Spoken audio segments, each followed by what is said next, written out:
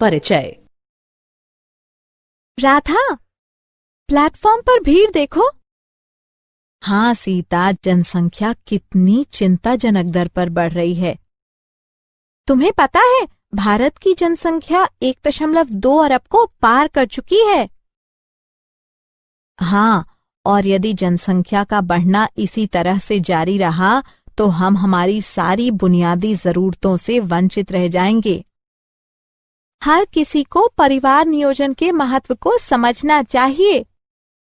हाँ, किंतु इसके लिए हर किसी को जनन स्वास्थ्य और जन्म नियंत्रण का बुनियादी ज्ञान होना चाहिए। परिवार नियोजन में जनन स्वास्थ्य के ज्ञान की क्या भूमिका है? अच्छा, आओ मैं तुम्हें जनसंख्या विस्फोट को रोकने में जनन स्वास्थ्य और इसके महत्व की जानकारी के बारे में विस्तार से बताऊंगी। उद्देश्य: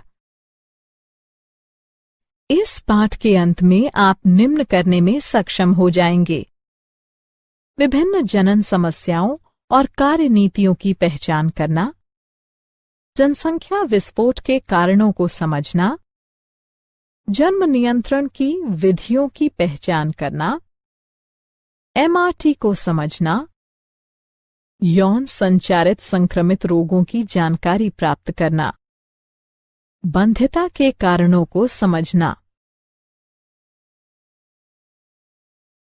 जनन स्वास्थ्य। जनन स्वास्थ्य न केवल जनन रोग या अशक्तता से मुक्ति की, बल्कि संपूर्ण शारीरिक, मानसिक और समाज कल्याण की एक अवस्था है। जनन स्वास्थ्य का सरोकार जीवन की सभी अवस्थाओं में जनन प्रक्रियाओं, कार्यों और प्रणाली से है। जनन स्वास्थ्य समस्याएं। जनन स्वास्थ्य की मुख्य समस्याओं में शामिल हैं अनैच्छिक संगर्भताएं यानी गर्भधारण, मातृ मृत्यु और अक्षमताएं, यौन संचारित यानी संक्रमित रोग, बंध्यता यानी बांझपन, किशोर अवस्था की जनन स्वास्थ्य समस्याएं। जनन स्वास्थ्य कार्यनीतियां। संपूर्ण जनन स्वास्थ्य के लक्ष्य की प्राप्ति हेतु एक राष्ट्र स्तरीय रणनीति का अनुसरण किया जाता है। इसमें विभिन्न कार्यक्रम शामिल हैं, जैसे परिवार नियोजन कार्यक्रम 1951, जनन एवं बाल स्वास्थ्य सेवा कार्यक्रम, विद्यालयों में यौन शिक्षा प्रावधान, स्वच्छ यौन क्रियाओं और यौन संचारित यानी संक्रमित रोगों की जानकारी का प्रबंध, लोगों को जन्म नियंत्रण के विकल्पों, स्तनपान के महत्व आदि की शिक्षा, उल्पवेधन यानी इम्यूनोसेंटेसिस पर वैधानिक प्रतिबंध। जनसंख्या विस्फोट। जनसंख्या विस्फोट के कारण व्यापक स्वास्थ्य सुविधाएं, बेहतर जीवन दशाएं, मातृ मृत्यु दर में कमी। मातृ मृत्यु दर प्रसवावस्था के दौरान 1 वर्ष में होने वाली मातृ मृत्यु की संख्या तथा उसी वर्ष में जन्मे जीवित बच्चों की संख्या का अनुपात है। शिशु मृत्यु दर में कमी। शिशु मृत्यु दर 1 वर्ष के अंदर मरने वाले बच्चों की संख्या को उस वर्ष जन्मे जीवित बच्चों की संख्या से विभाजित करने को दर्शाता है। मृत्यु दर में कमी समय की एक निश्चित अवधि के दौरान एक निश्चित क्षेत्र की जनसंख्या में होने वाली मृत्यु का अनुपात है। सामान्यतः प्रतिवर्ष 1000 लोगों में से होने वाली मृत्यु की संख्या के रूप में इसकी गणना की जा सकती है। मूल्यांकन। आगे बढ़ने से पहले आइए जानें कि आपने कितना सीखा है। सही विकल्प को उठाकर उसके संगत स्थान पर रखें। मूल्यांकन। आगे बढ़ने से पहले आइए देखें कि आपने क्या कुछ सीखा है। सही क्रम में मिलान करें।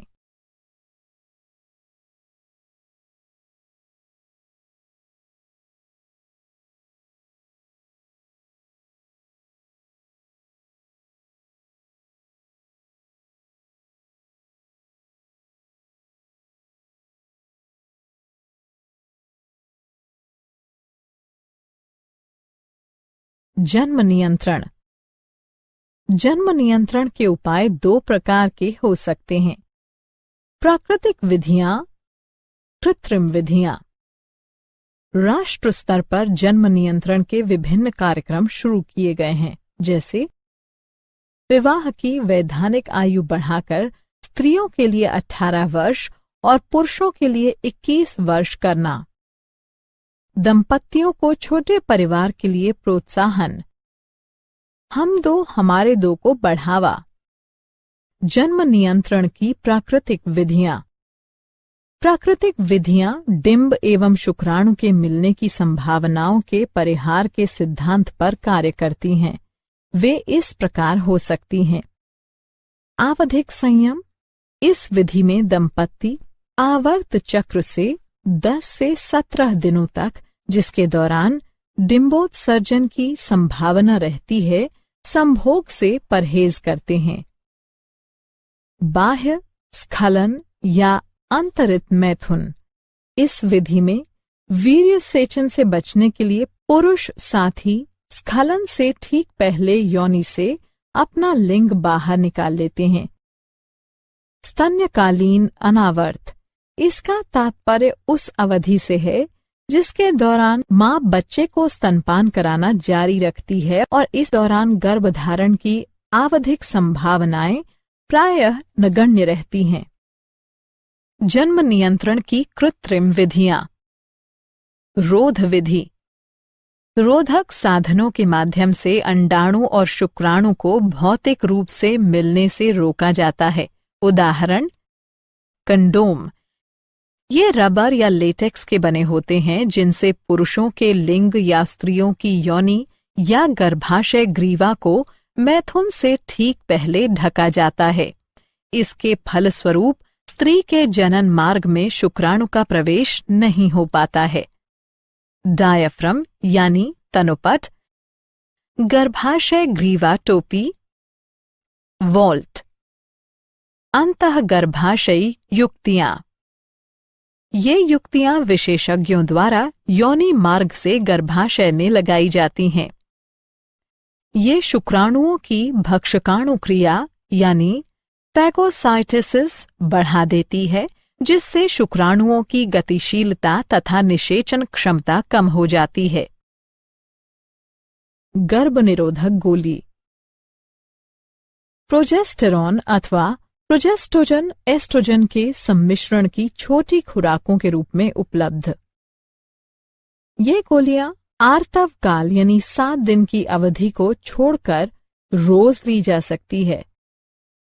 ये अंडोत्सर्जन और रोपण को संदमित करती हैं। टीके के रूप में गर्भनिरोधक।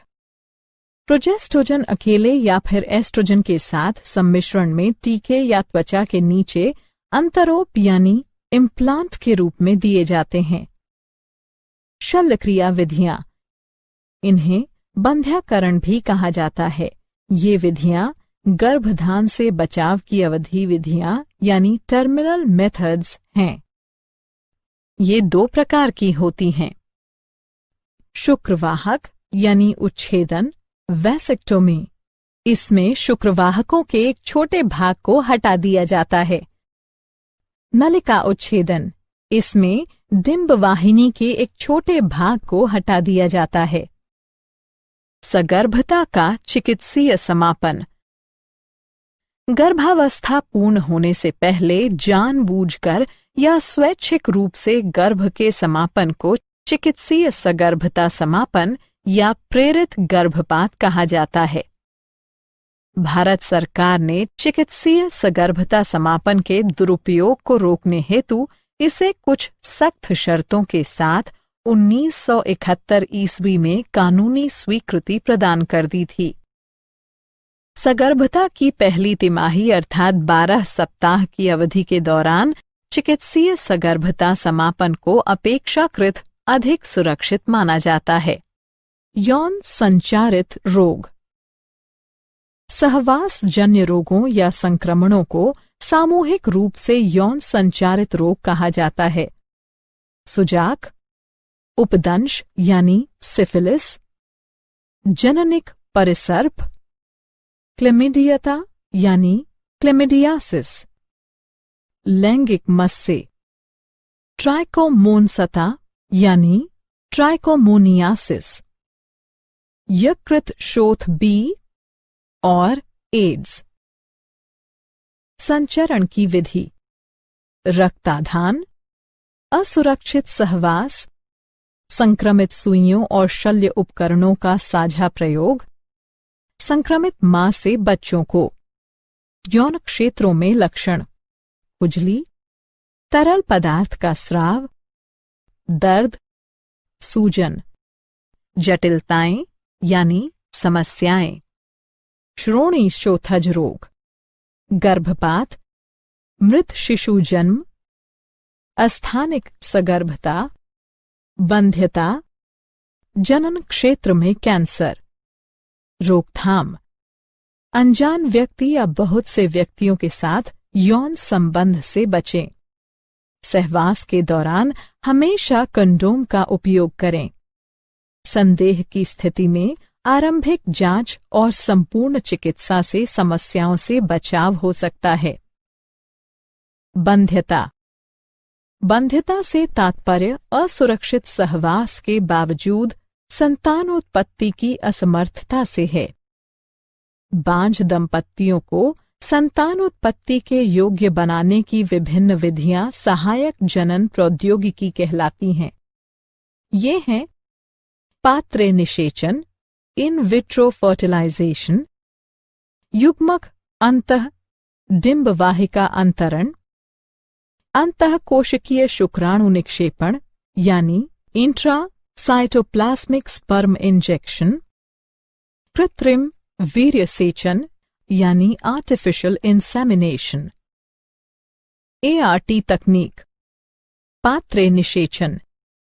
इस विधि में प्रयोगशाला में अनुरूपी परिस्थितियों में पत्नी या दाता स्त्री के डिंब और पति या दाता पुरुष के शुक्राणु एकत्र कर उन्हें युग्मनज का निर्माण करने हेतु प्रेरित किया जाता है। फिर इन युग्मनज या भ्रूणों को डिंब वाहिनी नली या गर्भाशय में स्थानांतरित कर दिया जाता है। युग्मक अंतः डिंब वाहिनी नली स्थानांतरण: इस विधि में दाता के डिंब को दूसरी स्त्री की डिंब वाहिनी नली में स्थानांतरित कर दिया जाता है।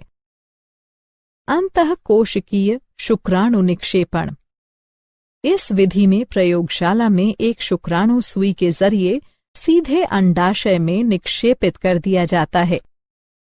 कृत्रिम वीर्य सेचन: इस तकनीक में पति या किसी स्वस्थ दाता से लिए गए शुक्राणु को कृत्रिम रूप से स्त्री की योनि अथवा गर्भाशय में डाला जाता है। मूल्यांकन: आगे बढ़ने से पहले आइए जानें कि आपने कितना सीखा है। चित्रों को उनके सही वर्गीकरण के समक्ष रखते हुए निम्नलिखित विधियों का गर्भनिरोधक विधियों में वर्गीकरण करें। क्या आप जानते हैं?